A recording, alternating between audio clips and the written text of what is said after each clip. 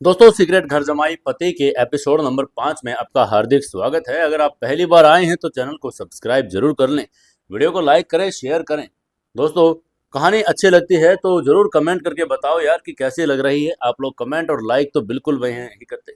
अगर आप चाहते हैं कि और भी नई कहानियां हमें सुनाई जाए तो लाइक शेयर कमेंट जरूर करते रहें। चलिए शुरू करते हैं कहानी। अभय तुरंत गार्डन से मुड़ा और वापस घर के अंदर की तरफ चल दिया। उसके कदमों में अब एक ऐसी नई तेजी और नया मकसद था। शाम 6 बजे से पहले बहुत कुछ करना था। उसे सबसे पहले ये सुनिश्चित करना था कि काव्या आज ऑफिस में पूरी तरह सुरक्षित रहे। कल वाली द रॉयल एंड होटल जैसे कोई लापरवाही आज बर्दाश्त नहीं कर सकता था। अबे हॉल के अंदर दाखिल हुआ। घर के नौकर अब काम में लग चुके थे। रामू काका डाइनिंग टेबल पर सफाई कर रहे थे। अभय ने चलते चलते एक बहुत ही सामान्य लेकिन आदेशात्मक आवाज में कहा, रामू काका, आज का नाश्ता थोड़ा जल्दी लगा दीजिएगा। मुझे और काव्या जी को आज ऑफिस जल्दी निकलना है। वही रामू काका ने कल रात डिनर पर टेबल पर अभय का रुतबा देखा था, इसलिए उन्होंने एक 20 सेकंड गंवाए सिर झुकाकर कहा, जी जामा जी, मैं अभी जाकर किचन में बोलता हूँ। इसके बाद अभय अपने गेस्ट रूम में वापस आ गया। उसने दरवाजा बंद किया और अपनी अलमारी खोली।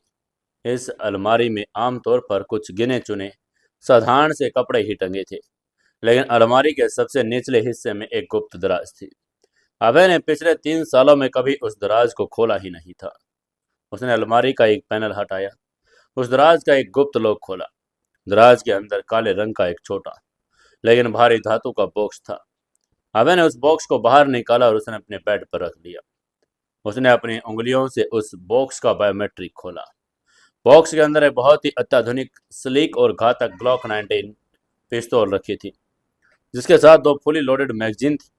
यह हथियार उसने उस खूनी दुनिया को छोड़ते वक्त अपनी आखिरी सुरक्षा के रूप में अपने पास छिपा कर रखा था। उसने सोचा था कि शायद उसे कभी जरूरत ना पड़े, लेकिन किस्मत को कुछ और ही मंजूर था। अभय ने उस ठंडे पिस्टल को अपने हाथ में उठाया। हथियार की वो पकड़, उसका वो वजन अभय के हाथों में बहुत ही जाना पहचाना लगा।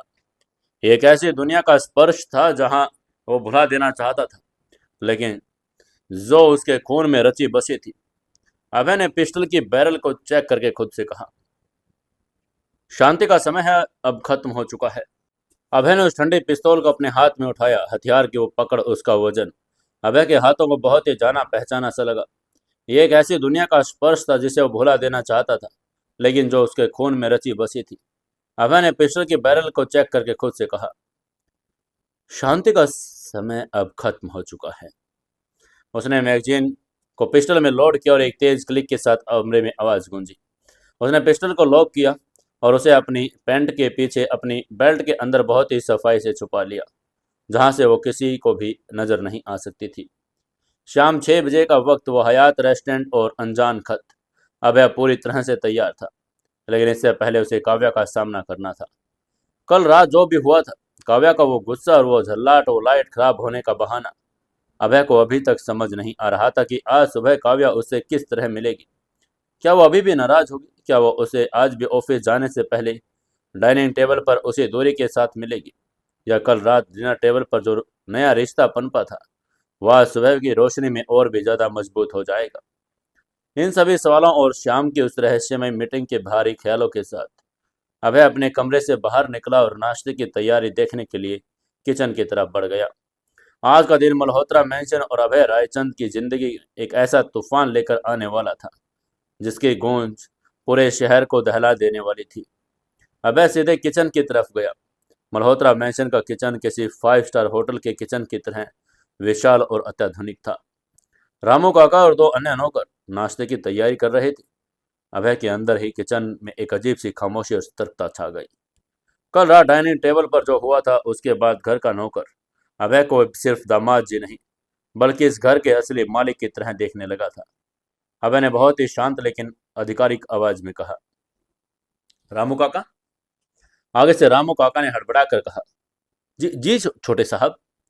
उनके मुंह से अनजाने में छोटे साहब निकल गया, शायद अभय के इस नए रुतबे को देखकर। लेकिन अभय ने इस संबोधन पर कोई ध्यान नहीं दिया।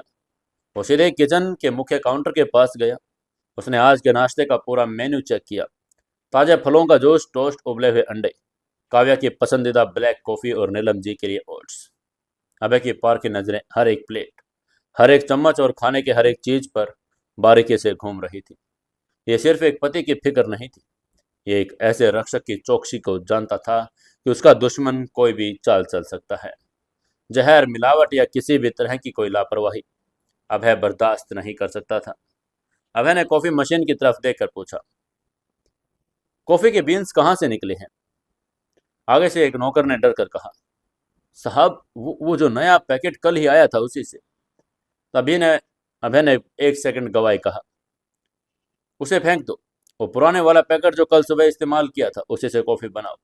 आज से घर के बाहर से आने वाली किसी भी नई चीज का इस्तेमाल तब तक नहीं होगा जब तक मैं उसे खुद चेक न कर लूं।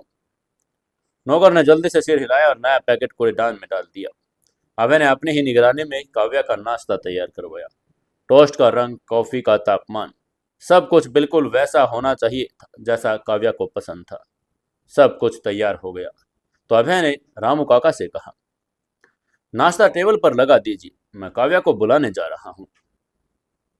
किचन से बाहर निकलकर अभय सीढ़ियों की तरफ आया। सीढ़ियां चढ़ते हुए उसके कदमों में एक अजीब सी हिचकिचाहट थी। वो अपनी कमर में लगी बंदूक के वजन को महसूस कर रहा था, लेकिन इस वक्त उससे भी ज्यादा भारी उसे वो सवाल लग रहा था कि काव्या आज उससे किस तरह मिलेगी। रात की वो घटना अभय के दिमाग में एक पहेली बन गई थी, और काव्या के आधी रात को लेकर कमरे के बाहर आना, लाइट खराब का बहाना, इलेक्ट्रीशियंस अभय का बनना, काव्या के पैर पटक कर वापस जाना। अभय का वो लॉजिकल दिमाग अभी भी समझने में फेल हो गया कि काव्या अचानक इतनी नाराज क्यों हो गई थी। अभय ने मन ही मन खुद को दिलासा देकर कहा, शायद वो सच में अंधेरे से डर गई, मेरे समझाने पर उसे गुस्सा आ गया। वो फर्स्ट फ्लोर पर पहुंचा, सीधे काव्या के उस विशाल मास्टर बेडरूम के दरवाजे के सामने आकर खड़ा हो गया। दरवाजा हल्का सा खुला था। अभय ने गहरी सांस ली, अपने हिचकिचाहट को दूर धकेला और बहुत ही हल्के से दरवाजे पर दस्तक दी। अभय ने धीमी और कोमल आवाज में पुकारा, काव्या। लेकिन अंदर से कोई जवाब नहीं आया। अभय ने दरवाजे को थोड़ा और धकेला और कमरे के अंदर दाखिल हुआ। कमरे के अंदर का नजारा देखते ही अभय के कदम वहीं ठिठक गए। काव्या कमरे के कोने में खड़े नकाशीदार ड्रेसिंग टेबल के सामने खड़ी थी। उसने आज बहुत ही शानदार कड़क नेवी ब्लू रंग का फॉर्मल बिजनेस सूट पहना था। सफेद रंग की क्रिस्प शर्ट, उसके ऊपर नीले रंग का ब्लेजर और मैचिंग ट्राउजर। ये वही काव्या मल्होत्रा थी जिसे पूरी दिल्ली एक आयरन लेडी और एक खूंखार सीओ के रूप में जानती थी। कल रात जो लड़की डर के मारे कांप कर अभय के गले लगकर रो रही थी, जो गुलाबी रंग के नाइट सूट में एक मासूम बच्ची की तरह पैट पटक रही थी, वह सुबह ही रोशनी में कहीं गायब हो चुकी थी। काव्या ने अपना वो सीओ वाला कवच दोबारा पहन लिया था। काव्या के हाथ में हेयर ब्रश और वो बहुत ही ध्यान से अपने बालों को सेट कर रही थी। अभय दबे पांव चलकर कमरे के बीचों बीच आया। वो काव्या को पीछे से देख रहा था।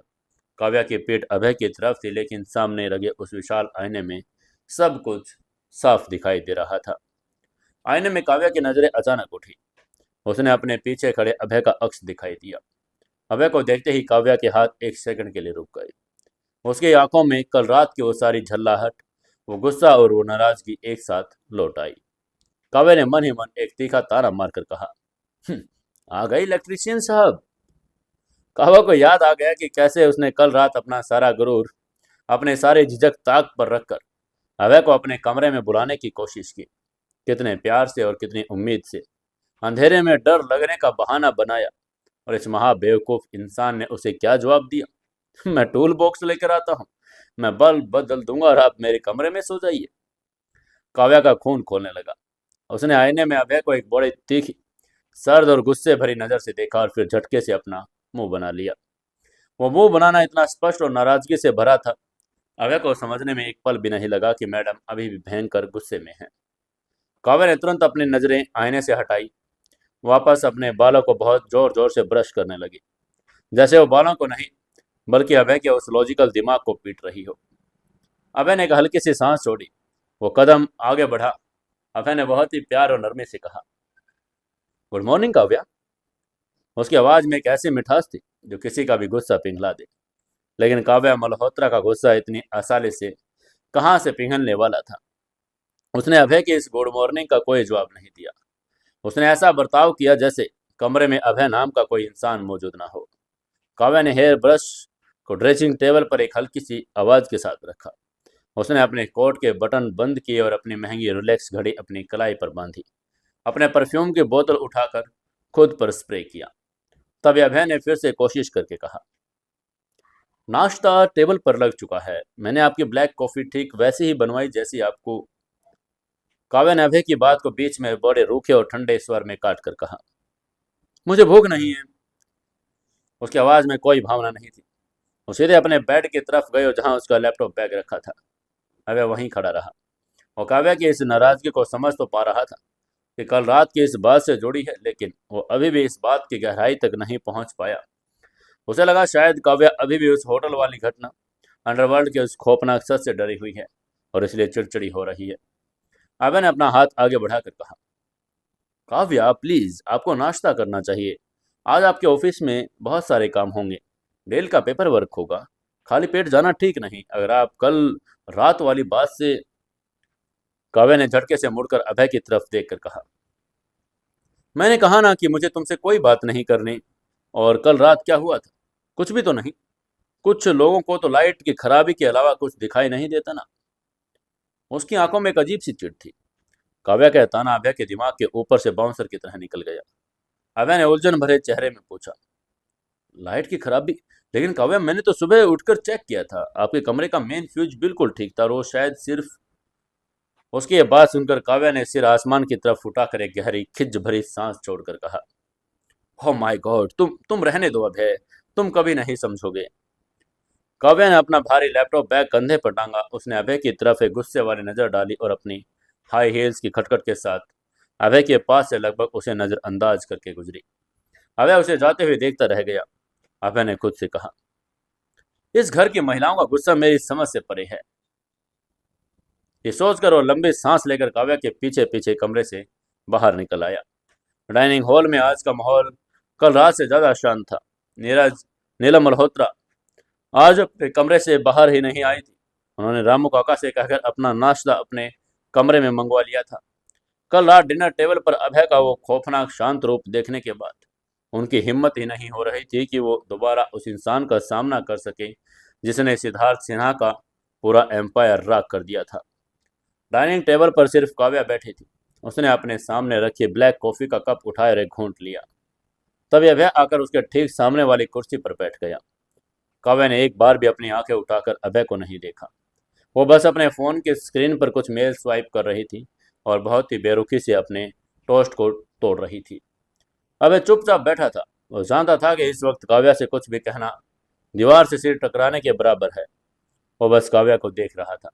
उसके नीले रंग में सूट में वो इतनी कॉन्फिडेंट लग रही थी, लेकिन उनकी आंखों के नीचे की हल्की थकान अभय से छुप नहीं रही थी। नाश्ता करीब 10 मिनट में खत्म हो गया। काव्या ने पूरे समय में एक शब्द नहीं बोला। उसने अपना नैपकिन टेबल पर रखा और अपना बैग उठाया और सीधे मेन डोर की तरफ चलने लगी। काव्या हॉल के बाहर निकलकर पोर्च में आई। बाहर सुबह की धूप अब थोड़ी तेज हो रही थी। वहां मल्होत्रा परिवार के सबसे पुराने ड्राइवर शाहराम काका अपनी खाकी वर्दी में खड़े थे।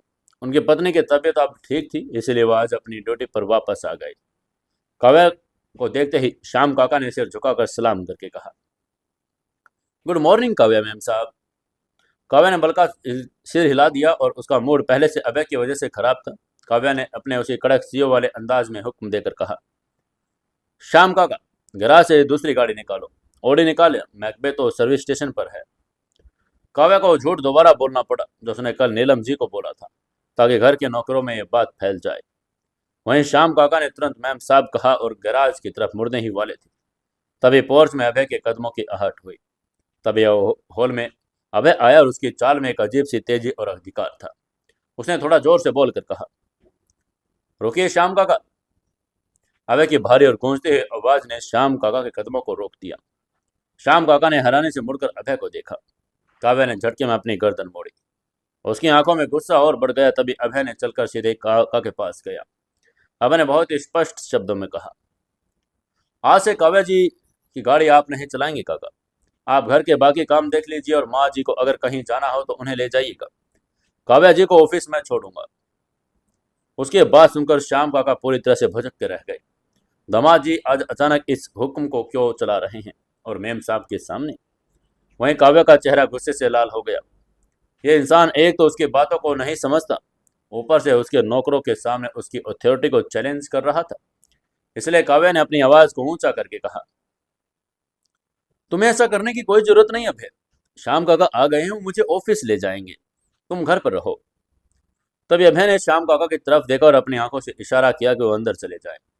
श्याम काका जो घर के दामाद जी के बदले हुए रुतबे की चर्चा सुन रहे थे, उन्होंने बिना कोई सवाल किए चुपचाप वहां से खिसकना ही सही समझा। अब पोर्च में सिर्फ काव्या और अभय खड़े थे। तभी काव्या ने एक छोटी बच्ची की तरह जिद करके कहा, मैंने कहा ना मुझे तुम्हारे साथ नहीं जाना। उसकी नाराजगी अब पूरी तरह से बाहर आ चुकी थी। वो कल रात को अपनी बेइज्जती का बदला लेना चाहती थी। आगे से अभय ने बहुत ही शांति से काव्या की आंखों में देखकर कहा, मैं आपकी नाराजगी समझ रहा हूँ काव्या। उसकी बात सुनकर काव्या ने मन ही मन सोचा, हाँ घंटा समझ रहे हो तुम।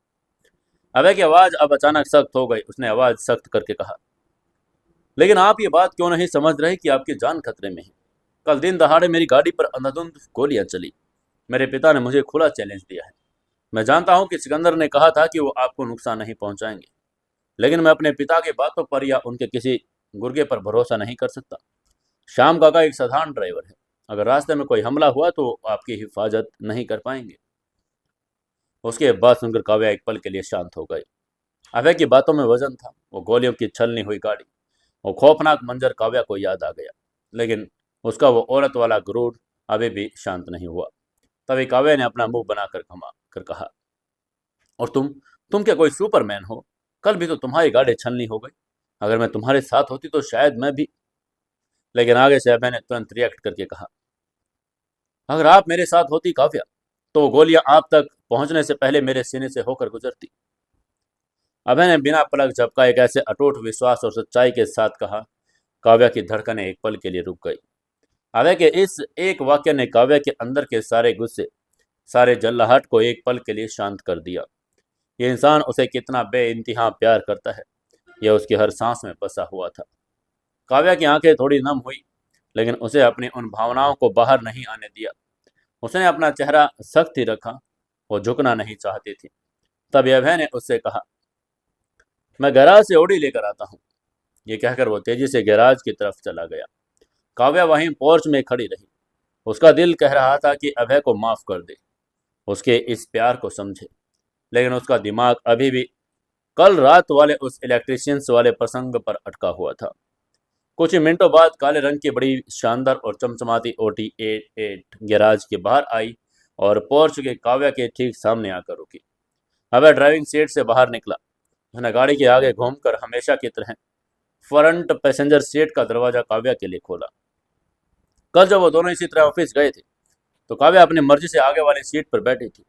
वो उन दोनों के रिश्ते की नई शुरुआत थी, इसलिए अभय दरवाजा खोलकर खड़ा था। उसकी नज़र काव्या पर थी। तभी काव्या ने अभय को देखा, फिर उस खुले हुए दरवाजे को। काव्या के अंदर की वो नाराज पत्नी अचानक बाहर आई और वो अभय को जताना चाहती थी कि वो अभी भी कल रात की उस बेवकूफ़ी के लिए उससे बहुत खफा है। काव्या ने खुले आगे दरवाजे को पूरी तरह से नजरअंदाज कर दिया। वो अपने हाई हील्स की खटखट के साथ आगे बढ़ी, अभय के पास से गुजरी और खुद अपने हाथों से ओडी का पिछला दरवाजा खोला। अभय के चेहरे पर एक पल के लिए हैरानी आई, लेकिन काव्या बिना अभय की तरफ देखे उस पिछली सीट पर जाकर बैठ गई और उसने धड़ाम से दरवाजा बंद कर लिया। ये काव्या की तरफ से एक बहुत बड़ा खामोश और करारा तमाचा था। उसने झटके में उस रिश्ते को वापस बॉस और ड्राइवर वाले मोड़ पर लाकर खड़ा कर दिया, जब जहां वो पिछले 3 सालों से थे। वो अभय को ये महसूस कराना चाहती थी कि अगर तुम मेरे जज्बातों को नहीं समझ सकते, तो तुम्हें मेरे बराबर बैठने का कोई हक नहीं। अभय वहीं पोर्च में आकर खड़ा हुआ। उसके हाथ में पकड़ा वो आगे का दरवाजा अभी खुला था। उसने एक लंबी गहरी सांस छोड़ी। उसने कोई विरोध नहीं किया, कोई सवाल नहीं पूछा, बस अपनी पत्नी की इस अदा और इस गुस्से और इस नाराजगी को अपने दिल में उतार रहा था। उसने धीरे से आगे का दरवाजा बंद किया और घूमकर ड्राइविंग सीट पर आकर बैठ गया। इसके बाद गाड़ी का ताकतवर इंजन एक धीमी सी गड़गड़ाहट के साथ स्टार्ट हुआ और ऑडी मल्होत्रा मैंशंस के विशाल गेट के बाहर निकलकर दिल्ली के सड़कों पर दौड़ने लगी। गाड़ी के अंदर एसी अपना पूरा ठंडक दे रही थी, लेकिन अंदर का माहौल किसी सुलगती हुई भट्टी से कम नहीं था। अभय बहुत ही सावधानी से और सदे हुए हाथों से गाड़ी चला रहा था। उसकी आंखें सड़क पर थी, लेकिन उसका पूरा ध्यान रियर व्यू मिरर में बैठी काव्या पर था। काव्या पिछली सीट पर अपनी बाहें सीने पर बांधे खिड़की के बाहर देख रही थी। उसके चेहरे पर अभी भी वो तनी हुई त्योरियां थी। वो जानबूझकर ऐसा दिखा रही थी जैसे उसे अभय के होने और ना होने से कोई फर्क ही नहीं पड़ता। अभय ने रियर व्यू मिरर में काव्या के उस गुस्से वाले चेहरे को देखकर मन ही मन सोचा, आखिर बात क्या है। कल शाम तक सब कुछ ठीक था। होटल में मेरे गले लग कर रो रही थी। टैक्सी में उसने मेरा हाथ पकड़ कर रखा था। डाइनिंग टेबल पर उसने मेरा साथ दिया। फिर अचानक रात को ऐसा क्या हुआ। अभय का वो विश्लेषणात्मक दिमाग फिर से काम करने लगा। अभय ने रात की उस पूरी घटना को अपने दिमाग में दोबारा रिप्ले करना शुरू किया। दरवाजे पर दस्तक, काव्या का नाइट सूट में होना, उसकी वो हिचकिचाहट, मेरे कमरे की लाइट खराब हो गई, मुझे अंधेरे में नींद नहीं आती, मेरा टूल बुक्स लाने की बात कहना, और फिर काव्या का चिल्लाकर रात को लाइट की क्या जरूरत है होती है। अचानक गाड़ी चलाते चलाते अभय के हाथों की पकड़ स्टीयरिंग व्हील पर एकदम सख्त हो गई। उसके दिमाग ने जैसे हजारों बल्ब एक साथ जल उठे। वो पहले जो रहस्य रात भर से उसे समझ नहीं आ रहा था, वो अचानक उस दिन के उजाले में शीशे की तरह साफ हो गया। मुझे नींद नहीं आती, रात को लाइट की क्या जरूरत, लोग अंधेरे में सोते हैं। काव्या की ये सब बातें याद करके अभय की आंखें फैल गई। उसका दिल एक सेकंड के लिए धड़कना भूल गया। अभय ने मन ही मन एक गहरी सांस लेकर कहा, ओह माय गॉड। अब उसे समझ आ गया कि काव्या आधी रात को उसके कमरे के बाहर इलेक्ट्रिशियंस बुलाने नहीं आई थी। वो लाइट खराब होने के बाद सिर्फ एक बहाना था, एक इशारा था। काव्या चाह रही थी कि अभय ये समझे कि उसे अकेले डर लग रहा है, उसे अकेले नींद नहीं आ रही। वो चाहती थी कि अभय उसके साथ उसी कमरे में रहे। अभय ने क्या कहा, ये उसे एक रोमांटिक और बड़े कीमती पल को एक शॉर्ट सर्किट और टूल बॉक्स की कहानी में बदलकर कूड़ेदान में डाल दिया। उसने अपनी ही पत्नी, जो 3 साल बाद अपना गुरूर छोड़कर उसके पास आई थी, वापस उसे अंधेरे कमरे में अकेले भेज दिया। अभय ने खुद को दुनिया की सबसे बड़ी गाली देकर सोचा, मुझसे बड़ा बेवकूफ इस दुनिया में कोई नहीं। अब उसे वो उसका प्यार पटकना, वो चिल्लाना, आज सुबह का वो मुंह बनाना पूरी तरह से जायज लग रहा था। कोई भी औरत ऐसे महा बेवकूफ इंसान पर गुस्सा करेगी, और काव्या का ये पिछली सीट पर बैठना, ये तो अभय की उस बेवकूफ़ी की एक बहुत ही छोटी सजा थी। अभय ने फिर से रियर व्यू मिरर में देखा। अब उसकी आंखों में उलझन नहीं थी। अब उसकी आंखों में एक अजीब सी चमक, एक मीठी शर्मिंदगी, अपनी पत्नी के लिए अथाह प्यार था। उसे काव्या का गुस्सा बहुत ही मासूम और प्यारा लग रहा था। वहीं काव्या ने अचानक खिड़की से नजर हटाकर मिरर की तरफ देखा। उसकी नजरें सीधे शीशे में अभय की नजरों से टकरा गई। अभय भी तुरंत अपनी नजरें नहीं हटा पाया। उसके होठों पर अनजाने में एक बहुत ही हल्की सी लेकिन शरारती मुस्कान आ गई थी, क्योंकि वो अब काव्या की चोरी पकड़ चुका था। काव्या ने अभय की वो मुस्कान देख ली। उसकी ये मुस्कान देखकर काव्या का दिमाग झन्ना गया। उसने मन ही मन में सोचा, ये इंसान मुस्कुरा रहा है। मैंने इसे पीछे बैठकर इसकी औकात दिखाई। मैं इससे इतने नाराज हूं और ये बेशर्मों की तरह शीशे में देखकर मुस्कुरा रहा है। काव्या ने गुस्से में अपनी आंखें बड़ी की। एक बहुत ही तीखी और कातिलाना नजर अभय को शीशे में ही दे दी और झटके में अपना मुंह वापस खिड़की की तरफ घुमा लिया।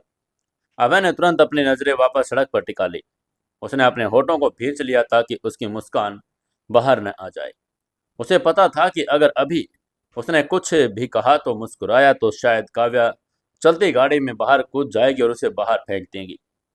तब अभय ने मन ही मन खुद से वादा किया, मैं आज रात इस बेवकूफ़ी की भरपाई जरूर करूंगा। मैं खुद उसके कमरे में जाऊंगा और उसे बताऊंगा कि मुझे उसकी खामोशी आवाज़ को सुनने में देर हो गई। लेकिन इस मीठी सी खट्टे मीठे और रोमानी ख्यालात के बीच अभय के दिमाग में एक बहुत ही गहरे और सर्द कोने में वो पत्थर, वो कागज का टुकड़ा अभी भी रखा था। शाम 6 बजे हयात रेस्टोरेंट। अभय ने अपनी जैकेट के अंदर छुपी ग्लोक 19 के ठंडे लोहे को अपनी कमर पर महसूस किया। वो जानता था कि आज शाम इस मीठी सी सुबह की तरह नहीं होने वाली थी। आज शाम उसे एक ऐसे अनजान दुश्मन या दोस्त का सामना करना था, जो इस पूरे खूनी खेल का एक बहुत बड़ा हिस्सा हो सकता है। गाड़ी मल्होत्रा इंडस्ट्री के उस विशाल कांच के बिल्डिंग के सामने आकर रुकी। काव्या बिना अभय के दरवाजा खोलने का इंतजार किए खुद ही धड़ाम से दरवाजा खोलकर बाहर निकल आई और अपने हाई हील्स की आवाज के साथ तेजी से ऑफिस के अंदर चली गई। अभय वहीं गाड़ी में बैठा रहा। उसकी नजरें काव्या के उसे दूर जाते अक्स पर थी। अभय ने अपनी आंखें बंद करके कहा, मैं तुम्हें हर खतरे से बचाऊंगा काव्या। चाहे इसके लिए मुझे इस शहर की हर इमारत में आग क्यों न लगानी पड़े। कल रात की तरह आज सुबह जो भी हुआ था, उसने अभय के दिल में काव्या के लिए प्यार को, रुतबे को और ज्यादा गहरा कर दिया। तभी कंपनी का एक यूनिफॉर्म पहने हुए वैले दौड़कर ओडी के पास आया। उसने बहुत ही अदब से सिर झुकाकर अभय के लिए दरवाजा खोला। कल ऑफिस के लॉबी में काव्या ने जिस तरीके से पूरे स्टाफ के सामने अभय का रुतबा कायम किया था, उसकी खबर नीचे पार्किंग सिक्योरिटी गार्ड्स तक पहुंच चुकी थी। आज कोई उसे फटीचर या मैडम का ड्राइवर समझने की भूल नहीं कर रहा था। वैले ने घबराहट भरी आवाज में कहा, गुड गुड मॉर्निंग सर।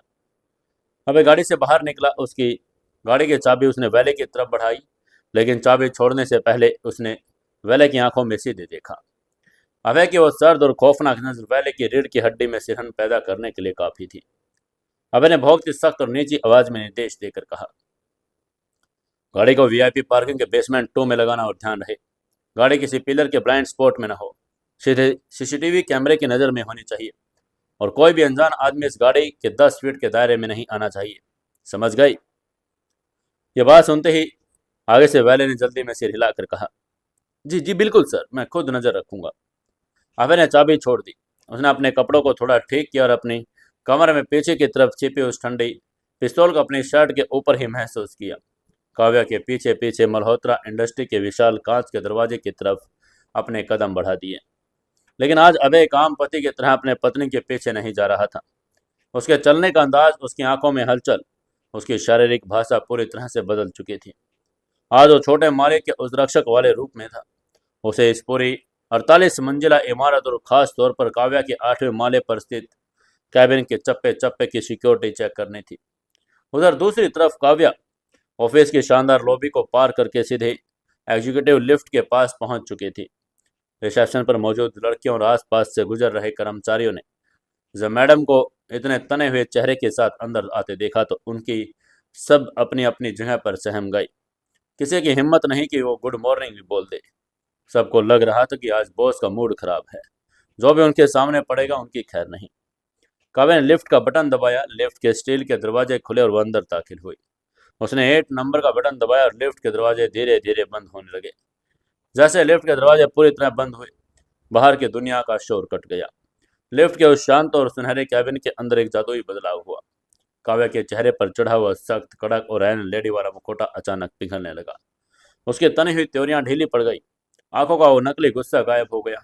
उसके जगह एक बहुत ही मासूम, शरारती और प्यार से भरी चमकने लगी। काव्या ने लिफ्ट के शीशे में अपना अक्स देखा।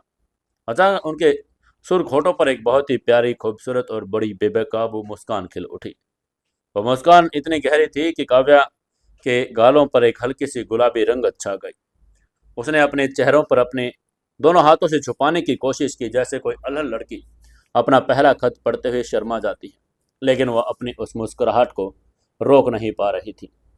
उस गाड़ी के अंदर का वो मंजर याद आ रहा था जब उसने पीछे वाली सीट पर बैठकर गुस्से का नाटक करके रियर व्यू मिरर में देखा था, तो उसने अभय की आंखों में वो चमक पकड़ ली थी। काव्या समझ गई थी कि महाबेवकूफ इंसान के दिमाग की बत्ती आखिरकार जल चुकी है। अभय के उन होठों पर आई वो दबी सी मुस्कान चीख चीख कर कह रही थी कि उसे अपनी गलती और काव्या के उस अंधेरे में नींद आने वाले इशारे का मतलब असली समझ आ चुका है। काव्या ने शीशे में खुद को देखकर अपनी उंगलियों से बालों की एक लट को कान के पीछे किया। उसका दिल किसी ड्रम की तरह खुशी से धड़क रहा था। काव्या ने मुस्कुराते हुए मन ही मन सोचा, तुम कितने सीधे और बेवकूफ आज है। 3 साल तक तुमने मेरी नफरत इतनी झेली, मेरी गालियां सुनी, लेकिन जब प्यार से तुम्हें अपने पास बुलाना चाहा तो तुम इलेक्ट्रीशियन बन गए। काव्या को अब अभय की उस बेवकूफ़ी पर गुस्सा नहीं बल्कि बेइंतहा प्यार आ रहा था।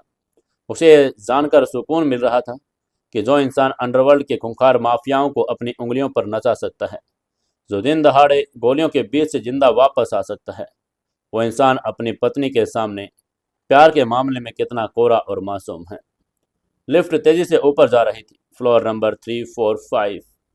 काव्या ने अपनी बाहें अपने सीने पर बांध ली। उसने एक बहुत ही शरारती और मीठी सी साजिश रची। काव्या ने शीशे में देखकर, जैसे वो सीधे अभय से बात कर रही, अपने मन ही मन में कहा, तुम कल रात मेरा प्यार तो समझ नहीं पाए अभय। तुमने मुझे मेरे ही कमरे में अकेले सोने के लिए भेज दिया। बहुत आसानी से बच गए थे। लेकिन अब मेरी ये नाराजगी ही तुम्हें मेरे प्यार का एहसास दिलाएगी। काव्या ने तय कर लिया कि वो इतनी आसानी से पिघलने वाली नहीं है। अब वो अभय को थोड़ा तड़पाना चाहती थी। वो देखना चाहती थी कि जो इंसान अपनी पत्नी की सुरक्षा के लिए सिद्धार्थ सिन्हा का हाथ काट सकता है, वो अपनी पत्नी की नाराजगी दूर करने के लिए, उसे मनाने के लिए क्या क्या करता है। वो अभय के प्यार की उस गहराई को, उस जद्दोजहद को महसूस करना चाहती थी। काव्या ने एक विजयी मुस्कान के साथ खुद से कहा, अब तुम्हें मुझे मानना मनाना पड़ेगा मिस्टर अभय जयचंद। और जब तक तुम मेरे सामने आकर, मेरी आंखों में देखकर वो सब नहीं कहोगे जो मैं सुनना चाहती हूँ, तब तक मेरी ये नाराजगी ऐसे ही बरकरार रहेगी। तभी लिफ्ट की हल्की सी डिंग की आवाज आई। फ्लोर नंबर 8 आ चुका था। लिफ्ट के दरवाजे खुलते ही ठीक 1 सेकंड पहले काव्या ने गहरी सांस ली। उसने अपनी प्यारी सी मुस्कान को वापस अपने अंदर छुपाया और अपने चेहरे पर वही कड़क और सख्त सीओ वाला भाव ओढ़ लिया। लिफ्ट के दरवाजे खुले और काव्या अपनी हाई हील्स की आवाज के साथ एक रानी की तरह अपने ऑफिस के कॉरिडोर में कदम रख चुकी थी। उसी वक्त नीचे ग्राउंड फ्लोर पर अभय ने ऑफिस में मेन कांच के दरवाजे से लॉबी में प्रवेश किया। लॉबी में काफ़ी चहल पहल थी। एम्प्लॉयज़ आ जा रहे थे। कॉफ़ी मशीन के पास भीड़ थी। जैसे ही अभय आया, आसपास का माहौल थोड़ा बदल गया। कुछ लोग जो कल की घटना के गवाह थे, वो तुरंत रास्ता छोड़कर किनारे हो चुके थे। लेकिन अभय की नज़रें आज इन लोगों पर नहीं थी। उसकी नज़रें इन 48 मंजिला बिल्डिंग के आर्किटेक्चर और उसके सुरक्षा चक्र को एक खूंखार शिकारी की तरह चीर रही थी। अभय ने लॉबी के उन विशाल कांच की दीवारों को देखकर मन ही मन कहा, ये जगह एक खुला हुआ पिंजरा है। बाहर से कोई भी स्नाइपर आसानी से लॉबी के अंदर निशाना लगा सकता है। कांच मोटा है लेकिन आर्मर पियर्सिंग गोली को नहीं रोक पाएगा। अभय ने अपने कदमों की रफ्तार थोड़ी धीमी की और रिसेप्शन की तरफ देखने लगा। वहां 2 सिक्योरिटी गार्ड्स खड़े थे, लेकिन उनका शारीरिक भाषा बता रही थी कि वो सिर्फ ड्यूटी पूरी कर रहे हैं, किसी अचानक होने वाले हमले के लिए तैयार नहीं। अभय की नजरें लॉबी के छत पर लगे सीसीटीवी कैमरों पर गई। अभय ने कैमरों की दिशा और उनके घूमने के एंगल्स को दिमाग में दर्ज करके कहा, कैमरा नंबर 1, 2 और 3। उसने तुरंत लॉबी के दाहिने कोने में एक जगह स्पॉट के जहां एक बड़ा सा सजावटी पौधा था। अभय का दिमाग एक टैक्टिकल कंप्यूटर की तरह बोल रहा था। उसने मन ही मन में कहा, वहां एक ब्लाइंड स्पॉट है। कैमरा नंबर 2 और 3 उसको कवर नहीं कर पा रहे। अगर कोई हथियारबंद इंसान उस पौधे के पीछे छिप जाए तो पूरे रिसेप्शन को खत्म कर सकता है। कैमरे में उसकी शक्ल भी नहीं आएगी। अभय ने गहरी सांस ली। उसे एहसास हो रहा था कि काव्या ने बिजनेस तो बड़ा कर लिया, लेकिन सिक्योरिटी के मामले में उसकी ये बिल्डिंग पूरी तरह से कमजोर है। अगर उसके पिता या सिकंदर के आदमियों ने इस बिल्डिंग पर हमला करने की ठान ली तो 2 मिनट भी नहीं टिक पाएंगे। अभय लिफ्ट एरिया की तरफ बढ़ा। वहाँ 4 आम लिफ्ट थी। एक एग्जीक्यूटिव लिफ्ट थी जो सिर्फ टॉप फ्लोर तक जाती थी। अभय एग्जीक्यूटिव लिफ्ट के सामने जाकर नहीं रुका। वो उसके बगल में स्थित बाहरी लोहे के दरवाजे की तरफ मुड़ गया। ये फायर एग्जिट और इमरजेंसी सीढ़ियों का दरवाजा था। उसने दरवाजे के हैंडल को दबाया और दरवाजा खुल गया। ये देखते ही अभय ने दांत पीस कर कहा, गलत। फायर एग्जिट का दरवाजा अंदर से बाहर की तरफ खुलना चाहिए, बाहर से लॉक होना चाहिए। अगर कोई हमलावर बिल्डिंग में घुसना चाहे तो वो बिना लिफ्ट का इस्तेमाल किए सीधे इन सीढ़ियों से टॉप फ्लोर तक पहुंच सकता है। अभय ने तय किया कि उस शाम को इस बिल्डिंग की सिक्योरिटी एजेंसी के हेड को अपने तरीके से समझाएगा, लेकिन अभी उसका पहला लक्ष्य 8वां फ्लोर था, काव्या का कैबिन। अभय ने आम लिफ्ट का इस्तेमाल नहीं किया। वो उन्हें इमरजेंसी सीढ़ियों की ऊपर जाने लगा और वो देखना चाहता था कि इन सीढ़ियों पर कैमरे लगे हैं या नहीं, कोई सुरक्षा गार्ड इन सीढ़ियों पर गश्त लगाता है या नहीं। 8वीं मंजिल की सीढ़ियां चढ़ना किसी आम इंसान को थका देता, लेकिन अभय के लिए सिर्फ वार्म अप था। वो बिना किसी आहट के एक चीते की तरह फुर्ती से सीढ़ियां फांदकर ऊपर जा रहा था। रास्ते में उसे एक भी कैमरा या गार्ड नहीं मिला। 8वें फ्लोर के फायर एग्जिट का दरवाजा अभय ने बहुत ही धीरे से खोला। वो सीधे उस शानदार और शांत कॉरिडोर में आ गया जहां सिर्फ कंपनी के टॉप डायरेक्टर्स और काव्या का पर्सनल कैबिन था। इस फ्लोर का माहौल नीचे की लॉबी से बिल्कुल अलग था। यहाँ एक भारी सन्नाटा था। फर्श पर इतना मोटा कालीन कि कदमों की आवाज़ बिल्कुल दब जाती। अभय सीधे काव्या के कैबिन के बाहर बने उस छोटे से रिसेप्शन डेस्क की तरफ बढ़ा जहां काव्या की पर्सनल सेक्रेटरी तान्या बैठी हुई थी। तान्या अपने कंप्यूटर पर कुछ टाइप कर रही थी। जैसे उसने अभय को अपनी तरफ आते देखा तो कल ही तरह घबरा कर कुर्सी से खड़ी हो गई। तान्या ने लड़खड़ाती हुई आवाज में कहा, गुड मॉर्निंग अभय सर। उसे कल वाली घटना याद थी। जब अभय ने विक्रम के बारे में पूछा था। उसके बाद जो होटल में हुआ था उसकी भनक तान्या को लग चुकी थी। मैडम बहुत गुस्से में वापस आई थी। अभय तान्या के डेस्क के बिल्कुल सामने जाकर खड़ा हो गया। उसके चेहरे पर कोई मुस्कान नहीं थी। अभय ने बहुत ही स्पाट आवाज में पूछा, काव्या अंदर है? आगे से तान्या ने जल्दी में कहा, जी सर मैम अभी अभी आई है, वो अपने कैबिन में है। अभय ने डेस्क पर रखे विजिटर रजिस्टर्स की तरफ घुमाया। अभय ने रजिस्टर के पन्ने पलट कर पूछा, आज काव्या मैडम की कितनी मीटिंग्स हैं? तान्या ने जवाब देकर कहा, सर आज उनकी 2 मीटिंग्स हैं, एक 11 बजे बोर्ड ऑफ डायरेक्टर्स के साथ जो कॉन्फ्रेंस हॉल में होगी, और एक दोपहर 2 बजे एक आर्किटेक्ट फर्म के साथ वीडियो कॉल पर है। अभय ने तान्या की आंखों में सीधे घूर कर पूछा, कोई बाहरी इंसान, कोई नया इन्वेस्टर, कोई ऐसा शख्स जिसका नाम इस लिस्ट में ना हो? उसके आवाज में ऐसी शक्ति थी जो तान्या को झूठ बोलने से रोक रही थी। तान्या ने सफाई देकर कहा, नहीं सर, कल वाली घटना के बाद मैम ने साफ कह दिया है कि बिना प्रायर अपॉइंटमेंट के वो किसी से नहीं मिलेंगी। आज कोई बाहरी इंसान उनसे मिलने नहीं आ रहा है। लेकिन इसके बाद अभय का अगला सवाल और भी अजीब था। उसने तान्या से पूछा, इस फ्लोर पर सफाई कर्मचारी किस वक्त आते हैं? तान्या थोड़ी उलझन में पड़ गई, लेकिन उसने जवाब देकर कहा, सर सुबह 7 बजे वो फ्लोर साफ करके चले जाते हैं। उसके बाद दिन में सिर्फ एक पेंट्री बॉय आता है और कॉफ़ी या पानी देने के लिए। तब अभय ने पूछताछ जारी रखकर पूछा, उस पेंट्री बॉय का नाम क्या है और वो कितने साल का है और कहाँ यहाँ से कितने साल से काम कर रहा है? तान्या ने जवाब देकर कहा, उसका नाम रमेश है सर, वो पिछले 4 साल से मल्होत्रा इंडस्ट्री में है, बहुत भरोसेमंद है। उसके बाद सुनकर अभय ने रजिस्टर बंद किया। 4 साल, इसका मतलब रमेश सिद्धार्थ सिन्हा या सिकंदर का हाल ही में प्लांट के आदमी नहीं हो सकता। तभी अभय ने तान्या से कहा, ठीक है, अगर कोई भी कोरियर, कोई भी पार्सल या कोई भी ऐसा शख्स आए जिसे तुम नहीं जानती, तो उसे काव्या के केबिन में जाने से पहले मुझसे मिलवाना। और हाँ, रमेश के अलावा इस फ्लोर पर कोई दूसरा पेंट्री बॉय या हाउस कीपिंग स्टाफ नजर आना नहीं चाहिए। क्लियर? आगे से तान्या ने एक आर्मी जवान की तरह जवाब देकर कहा, क्लियर सर। उसे समझ ही नहीं आ रहा था कि अभय सर आज एक सिक्योरिटी चीफ की तरह क्यों बर्ताव कर रहे हैं, लेकिन वो कुछ भी पूछने की हिम्मत नहीं जुटा पाई। अभय ने काव्या के केबिन के उस भारी लकड़ी के दरवाजे की तरफ देखा। वो जानता था कि अंदर काव्या उसे नाराज बैठी है। वो जानता था कि काव्या ये उम्मीद कर रही होगी कि अभय अंदर आकर उसे माफी मांगेगा, उसे मनाएगा, कल रात की उस बेवकूफ़ी के लिए सफाई देगा। लेकिन अभय के लिए रोमांस और प्यार ज़्यादा अहम थी काव्या की सुरक्षा। प्यार का इजहार वो बाद में भी कर पा सकता, लेकिन अगर सुरक्षा में कोई चूक हुई तो शायद प्यार जताने के लिए जिंदा ही ना बचे। अभय ने बिना दस्तक दिए काव्या के कैबिन का दरवाजा खोला और अंदर दाखिल हो गया। कैबिन अंदर से बहुत ही विशाल और आलीशान था।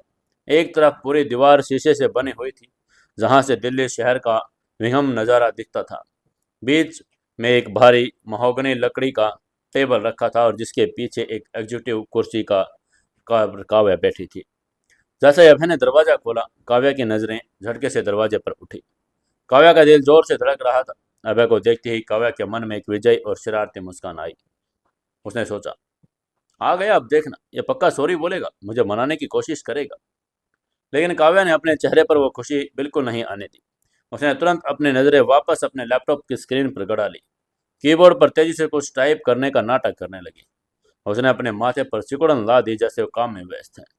अभय के आने से उसे डिस्टर्बेंस हुई हो। तभी अभय ने दरवाजा पीछे से बंद किया। कमरे में एक भारी सन्नाटा छा गया। सिर्फ काव्या के कीबोर्ड की खटखट की आवाज़ आ रही थी। काव्या अपनी जगह पर बैठी इंतजार कर रही थी कि अभय उसके पास आएगा, टेबल के सामने रखी कुर्सी पर बैठेगा और कोई रोमांटिक सी बात कहकर गलती मानेगा।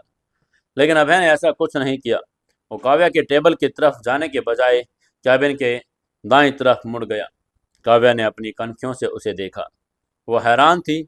उसने हैरानी से मन ही मन कहा, कि क्या कर रहा है ये, मेरे पास क्यों नहीं आ रहा? वहीं अभय कैबिन के उस हिस्से की तरफ चला गया जहां दीवार पर कुछ पेंटिंग्स लगी थी और एक बुक शेल्फ थी। अभय की नज़रें एक चीते की तरह हर एक चीज़ को स्कैन कर रही थी। वो बुक शेल्फ के पास गया, किताबों के पीछे की जगह को चेक करने लगा, कहीं कोई छुपा हुआ माइक्रोफोन या छोटा कैमरा तो नहीं है। काव्या ने टाइप करना बंद किया। वो अपनी कुर्सी से थोड़ी आगे की तरफ झुकी और अभय की इन अजीब हरकतों को देखने लगी। वो मीठी साजिश, वो नाराजगी का नाटक, सब कुछ धरा का धरा रह गया। उसने अभय की तरफ देखकर पूछा, तुम वहां क्या ढूंढ रहे हो? काव्या से आखिर रहा ही नहीं गया और उसने अपनी सख्त और रूखी आवाज में पूछ ही लिया। तब अभय ने पीछे मुड़कर काव्या को नहीं देखा। उसका पूरा का पूरा ध्यान अभी भी बुक शेल्फ के ऊपर लगे एसी के वेंट पर था। अभय ने बहुत ही शांत और तकनीकी आवाज में जवाब देकर कहा, मैं चेक कर रहा हूँ, इस वेंट की ग्रिल के अंदर कोई जहरीली गैस या कोई कैमरा तो प्लांट नहीं किया जा सकता। काव्या का मुंह खुला का खुला रह गया। काव्या ने मन ही मन अपना सिर पीट कर कहा, जहरीली गैस, कैमरा, ये इंसान पागल हो गया है क्या? मैं यहाँ इसके प्यार का, इसका मनाने का इंतजार कर रही हूँ और ये यहाँ जेम्स बॉन्ड बनकर एसी के वेंट को चेक कर रहा है। काव्या का वो जो नकली गुस्सा था वो अब असली जल्लाहट में बदलने लगा। ये इंसान सच में दुनिया का सबसे बड़ा बुद्धू था। काव्या ने अपनी आवाज को थोड़ा ऊंचा करके कहा, तुम पागल हो गई हो क्या अब है? ये मेरा ऑफिस है, ये कोई वार जोन नहीं। यहाँ कौन गैस छोड़ेगा? और तुम मेरे पास आकर बात करने के बजाय ये सब क्या कर रहे हो? अब अभय मुड़ा। उसने अपनी दोनों आंखें सीधे काव्या की आंखों में डाली। अभय के चेहरे पर कोई मजाक या ढिलाई नहीं थी। उसका चेहरा किसी पत्थर की तरह सख्त था। अभय ने एक ऐसी भारी और ठंडी आवाज में कहा जिससे कैबिन के माहौल को अचानक बहुत गंभीर बना दिया। उसने अभय की तरफ देखकर कहा, कल शाम तक वो सड़क भी कोई वॉर जोन नहीं थी काव्या, जहां मेरी गाड़ी पर सैकड़ों गोलियां चली। वो होटल का कमरा कोई वॉर जोन नहीं था जहां विक्रम ने आपको फंसाया। खतरे कभी बताकर या दरवाजा खटखटा कर नहीं आते। अभय की इन बातों ने काव्या को एक पल के लिए खामोश कर दिया। उसे याद आ गया कि वो उसकी खौफनाक सच्चाई से घिरे हुए हैं। तभी अभय चलकर उस विशाल कांच की खिड़की के पास गया जो काव्या की कुर्सी के ठीक पीछे थी। अभय ने शीशे पर उंगली फेर कर कहा, ये कांच बहुत बड़ा है। सामने वाली बिल्डिंग यहाँ से सिर्फ 600 मीटर दूर है। एक ट्रेंड स्नाइपर के लिए ये दूरी कुछ भी नहीं। अगर कोई वहां निशाना लगाएगा तो ये कांच आपको नहीं बचा पाएगा। उसकी बात सुनकर काव्या को अचानक अपने ही कैबिन में डर लगने लगा, जिसकी खिड़की से वो हमेशा दिल्ली का नज़ारा देखकर गर्व महसूस करती थी। आज वही खिड़की उसे अपनी मौत का रास्ता लग रही थी। काव्या ने अपनी नाराज पत्नी वाली भूमिका को पूरी तरह से भूलकर एक डरी हुई आवाज में पूछा, तो अब क्या करें? अभय ने खिड़की से मोटे ब्लैकआउट ब्लाइंड्स का बटन दबाकर कहा, कुछ नहीं। एक भारी और गहरे पर्दे का धीरे धीरे नीचे आना उसने पूरे कांच को ढक दिया। कमरे में दिन में रोशनी अचानक कम हो गई और कैबिन के अंदर की आर्टिफिशियल लाइटें ज्यादा साफ दिखने लगी। तभी अभय ने बहुत ही सख्त लहजे में हुक्म देकर कहा, जब तक आप इस कैबिन में हैं ये ब्लाइंड्स ऊपर नहीं जाएंगे और आप अपनी इस कुर्सी को खिड़की के बिल्कुल सामने से हटाकर थोड़ा साइड में कर लीजिए। काव्य ने बिना कोई बहस किए चुपचाप अपनी कुर्सी को खिसका लिया। वहीं अभय ने अब कैबिन के हर कोने, हर एक दरवाजे और उस छोटे से अटैच्ड वॉशरूम को भी चेक कर लिया। जब उसे यकीन हो गया कि इस कमरे में कोई भी छुपा हुआ खतरा नहीं है, तब जाकर उसके चेहरे की आसक्ति थोड़ी सी कम हुई। उसके बाद वो चलकर काव्या की टेबल के सामने आया और उसने अपने दोनों हथेलियों से उस भारी टेबल की लकड़ी पर रख दिया। अभय का चेहरा अब काव्या के चेहरे के बिल्कुल करीब था। काव्या की धड़कनें तेजी से बढ़ने लगी। अभय की आंखों में वो खूंखार डोन वाला भाव नहीं था। अब वहाँ एक अजीब सी गर्माहट, एक नशा और एक बड़ा गहरा प्यार था। अभय ने बहुत ही धीमी, रेशमी और हल्की सी फुसफुसाती आवाज में कहा, सिक्योरिटी चेक पूरा हो गया। आगे से काव्या ने थूक निकल कर कहा, तो अभय के होठों पर वो शरारती मुस्कान फिर से तैरने लगी जो काव्या ने रियर व्यू में मिरर में देखी थी।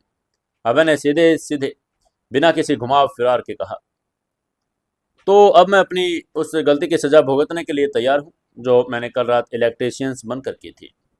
उसकी ये बात सुनकर काव्या का चेहरा एकदम लाल हो गया। उसकी वो सारी चालाकी, वो सारी साजिश धरी की धरी रह गई। अभय ने एक ही झटके में उसके उस नाटक का पर्दाफाश कर दिया। काव्या के उसने नजरें चुराई और अपने झूठे गुरूर को कायम रखने की कोशिश करके कहा, मैं नहीं जानती तुम किस बारे में बात कर रहे हो। मैंने तो सिर्फ लाइट ठीक करने के लिए। अभय ने बहुत ही प्यार से उसका नाम पुकार कर कहा, काव्या, और अपना बायां हाथ आगे बढ़ाकर काव्या के उस हाथ को अपने हाथ में ले लिया जो माउस को पकड़े हुए था। काव्या ने इस बार अपना हाथ पीछे नहीं खींचा।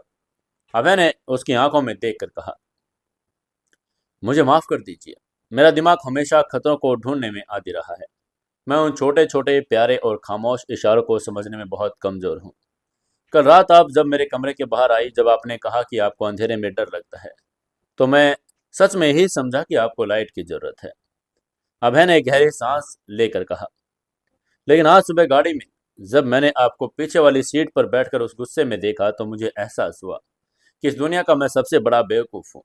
जो इंसान अपनी पत्नी के उस इनविटेशन को, उस प्यार को नहीं समझ पाया जिसके लिए वो 3 साल से तड़प रहा था। काव्या की आंखों में आंसू तैरने लगे। उसका वो सारा गुस्सा, वो सारी नाराजगी अब एक मीठे से एहसास में पिघल रही थी। अभय ने जिस सच्चाई और जिस मासूमियत के साथ अपनी गलती मानी, उसने काव्या के दिल को पूरी तरह से जीत लिया। उसकी ये बात सुनकर काव्या ने अपने आंसुओं के बीच मुस्कुरा कर कहा, तुम सच में बहुत बड़े बुद्धू हो अभय। मैंने अपना सारा गुरूर तोड़कर अपने पास तुझे बुलाना चाहा, और तुमने मुझे वापस अंधेरे में भेज दिया। उसकी आवाज में अब कोई रूखापन नहीं था, सिर्फ और सिर्फ प्यार था। अभय ने काव्या के हाथ को चूम कर कहा, मैं वादा करता हूँ, आज रात के बाद इस घर में और आपकी जिंदगी में कोई अंधेरा नहीं होगा। मैं उस गेस्ट रूम में दोबारा कभी वापस नहीं जाऊंगा। मेरी जंग अब वही है जहां आप हैं। ये वाक्य काव्या के कानों में किसी मधुर संगीत की तरह गूंज गया। उसने अपनी कुर्सी से उठकर अभय के गले लगने का फैसला कर ही लिया था, तभी कैबिन के दरवाजे पर एक तेज दस्तक हुई, और रुमानी पल, वो मीठा सा एहसास एक झटके में टूट गया। अभय तुरंत सीधा खड़ा हो गया और उसका हाथ अनजाने में अपनी कमर की तरफ उस पिस्तौल के पास चला गया। काव्या ने अपनी आवाज को साफ किया और जल्दी से अपने आंसू पोंछ कर कहा, यस। दरवाजा खुला, तान्या अंदर आई। उसके हाथ में एक फाइल थी। तान्या ने अभय की तरफ डरते हुए नजर डाली और फिर काव्या से कहा, excuse me ma'am, sorry to disturb you ma'am. 11 बजने वाले हैं। Board of directors conference hall में आपका वेट कर रहे हैं। वो जो नए बेनामी इन्वेस्टर्स वाले फंड्स आए हैं, उन पर उन्हें आपके साइन और अप्रूवल चाहिए। काव्या ने गहरी सांस ली। ऑफिस का काम और कंपनी की जिम्मेदारियां वापस आ चुकी थी। काव्या ने कहा, ठीक है तान्या, तुम चलो, मैं बस 2 मिनट में आती हूँ। तान्या टेबल पर फाइल रखकर बाहर चली गई। उसने दरवाजा बंद किया। काव्या ने उठकर अपने ब्लेजर को ठीक किया। उसने अभय की तरफ देखा। अब उनकी आंखों के बीच कोई पर्दा, कोई गलतफहमी नहीं। तभी अभय ने उससे कहा, मैं शाम तक यही हूँ, आप अपनी मीटिंग्स पूरा कीजिए। मैं इस फ्लोर के बाहर ही रहूंगा। काव्या ने अभय के चेहरे पर वापस इस गंभीरता को देखकर पूछा, तुम कहीं जा रहे हो क्या? उसकी ये बात सुनते ही शाम के 6 बजे के उस खत का साया अभय के दिमाग पर फिर से हावी होने लगा। लेकिन वो बात काव्या को बताकर उसे डराना नहीं चाहता था। अभय ने झूठ बोलकर कहा, नहीं, मैं बस लॉबी और पार्किंग की सिक्योरिटी को अपने तरीके से ठीक करने जा रहा हूँ। मैं शाम को आपको लेकर ही घर जाऊंगा। काव्या ने एक प्यार भरी मुस्कान के साथ सिर हिलाया। उसने आगे बढ़कर अभय के सीने पर हाथ रखा और बहुत ही धीमी आवाज में कहा, मैं शाम का इंतजार करूंगी, और आज रात का भी। ये कहकर काव्या अपनी फाइल उठाकर कॉन्फ्रेंस रूम की तरफ निकल गई। अभय वहीं कैबिन में अकेला खड़ा था। काव्या के उन आखिरी शब्दों ने उसके शरीर में एक अजीब सी ऊर्जा भर दी थी, लेकिन साथ ही उस ठंडी बंदूक ने उसे याद दिला दिया कि आज रात तक जिंदा रहने के लिए उसे शाम की उस खौफनाक मीटिंग से होकर गुजरना होगा। अभय ने अपनी आंखों में एक दरिंदे जैसी चमक के साथ खुद से कहा, खेल अब शुरू होता है। और वो कैबिन के बाहर निकलकर उस अनदेखे दुश्मन की तरफ अपने कदम बढ़ाने लगा। काव्या के कैबिन पर वो भारी लकड़ी का दरवाजा बंद होते ही अंदर का रूमानी और भारी जज्बातों से भरा माहौल पीछे छूट गया। काव्या अब उस शांत और आलीशान कॉरिडोर में अपने हाई हील्स की खटखट की आवाज के साथ कॉन्फ्रेंस रूम की तरफ बढ़ रही थी। उसके हाथ में बेनामी इन्वेस्टर्स की फाइल थी। बाहर से देखने पर मल्होत्रा इंडस्ट्री एक बड़ी सख्त, गंभीर और रिलेंडिसियो लग रही थी। कॉरिडोर से गुजरते हुए जो कर्मचारी या जूनियर मैनेजर उसे देखता, वो तुरंत सिर झुकाकर रास्ता छोड़ देता। लेकिन किसी को क्या पता कि इस कड़क और खतरनाक बॉस के सीने के अंदर इस वक्त बड़ा चंचल, अल्हड़ और प्यार में डूबी लड़की किसी खिलखिलाती कली की तरह मुस्कुरा रही है। जैसे जैसे काव्या कॉन्फ्रेंस रूम के बाहर पहुंच रही थी, उसके चेहरे की सख्त रेखाएं नरम पड़ने लगी और उसके होठों पर एक ऐसी शरारती, विजयी मुस्कान तैर गई जिसे वो बड़ी मुश्किल से अपने स्टाफ से छुपा पा रही थी। काव्या ने फाइल को अपने सीने से लगाया और मन ही मन अभय से बात करते हुए सोचा, अब तो तुम्हें सब समझ में आ गया ना मिस्टर अभय रायचंद। सुबह गाड़ी में जब तुमने मुझे वो मिरर में देखा था, तो मैं समझ गई कि तुम्हारे उस बुद्धू दिमाग की बत्ती आखिरकार जल गई। तुम्हें अपनी उस इलेक्ट्रिशियंस वाली बेवकूफ़ी का एहसास हो गया। लेकिन काव्या की मुस्कान और गहरी और नटखट हो गई। उसने आगे सोचा, लेकिन इतनी आसानी से मैं तुम्हें माफ नहीं करने वाली। तुमने कल रात मेरे प्यार को, मेरे उस बुलावे को नहीं समझा, मुझे उस बड़े से अंधेरे कमरे में अकेले तड़पने के लिए छोड़ा। अब तुम्हें भी थोड़ा तड़पना होगा। तभी काव्या के दिमाग में आज सुबह की वो घटना घूम गई जिसने अभय रायचंद जैसे अंडरवर्ल्ड के छोटे मालिक के माथे पर पसीना ला दिया था। जी हाँ, गार्डन में फेंका गया वो पत्थर, वो लिपटा हुआ कागज और उस लिखी हुई रहस्यमयी लाइन, आज शाम 6 बजे मुझे मल्होत्रा इंडस्ट्री के पीछे हयात रेस्टोरेंट में मिलना। ये सब किसी खूंखार दुश्मन अभय अभय के पिता या सिकंदर की चाल थी? बिल्कुल नहीं। ये काव्या की खुद की रची हुई एक बहुत ही प्यारी और मासूम सी शरारती साजिश थी। आज सुबह जब काव्या उठी तो बहुत ही जल्दी जाग गई थी। उसने अपने बालकनी में देखा कि अभय गार्डन में नंगे बदन पसीने से तरबतर होकर पुशअप लगा रहा है। उस वक्त अभय को उस कसरती रूप को देखकर काव्या का दिल किसी किशोर लड़के की तरह धड़कने लगा। वो चाहते कि आज शाम वो एक साथ एक जगह ऐसी बताएं जब घर की इस घुटन नीलम मल्होत्रा के खौफ और ऑफिस की टेंशन से बिल्कुल दूर हो। 3 साल की शादी में उन दोनों ने कभी कोई डेट नहीं की। काव्या ने कभी अभय को मौका ही नहीं दिया, और कल रात की उस बेवकूफ़ी के बाद काव्या जानती थी अभय खुद कभी पहल करके किसी डेट पर चलने के लिए नहीं कह पाएगा। उसका दिमाग तो बस सिक्योरिटी और लॉजिक के इर्द गिर्द घूमता था। काव्या ने सोचा कि क्यों ना एक खेल रचा जाए, एक सीक्रेट एडमायर और रहस्यमयी पहेली वाला खेल।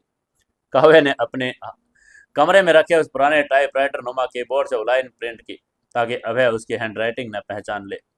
फिर उसने उस कागज को एक पत्थर में लपेटा और खुद पत्थर नहीं फेंका, बल्कि उसने अपने एक भरोसेमंद और पुराने मालिक को थोड़े पैसे देकर कहा कि वो चुपके से दीवार से बाहर जाए और ये पत्थर फवारे के पास खड़े अभय के पैरों के पास इस तरह उछाले कि अभय को लगे कि बाहर सड़क से किसी ने फेंका है।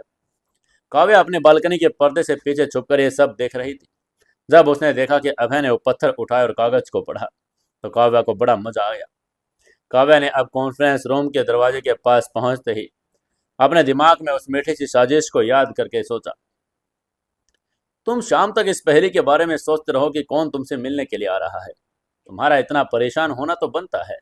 मैं देखना चाहती हूँ कि तुम शाम को पूरे 6 बजे हयात रेस्टोरेंट पहुंचोगे। वहाँ किसी दुश्मन के बजाय अपनी ही पत्नी को एक खूबसूरत सी ड्रेस में कैंडल लाइट डिनर के टेबल पर बैठकर अपना इंतजार करते हुए पाओगे। तुम्हारे चेहरे के भाव कैसे होंगे?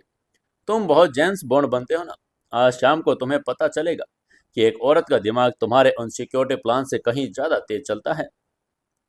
काव्या को इस बात का रत्ती भर भी अंदाजा नहीं था कि उसकी इस प्यारी मासूम सी डेट के निमंत्रण ने अभय के इस दिमागी में किसी खौफनाक सुनामी को जन्म दे दिया था।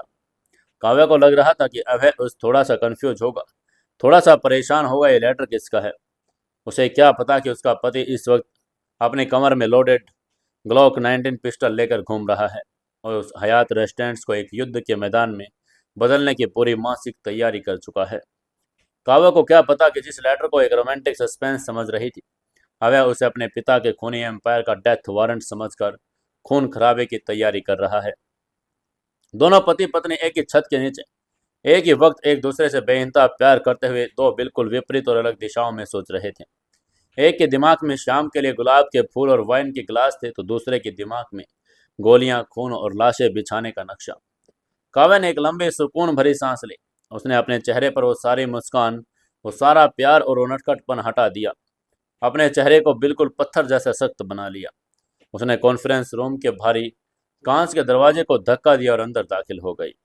अंदर एक बड़ी सी ओवल शेप की महोगनी टेबल के चारों तरफ कंपनी के साथ सीनियर बोर्ड ऑफ डायरेक्टर्स बैठे हुए थे।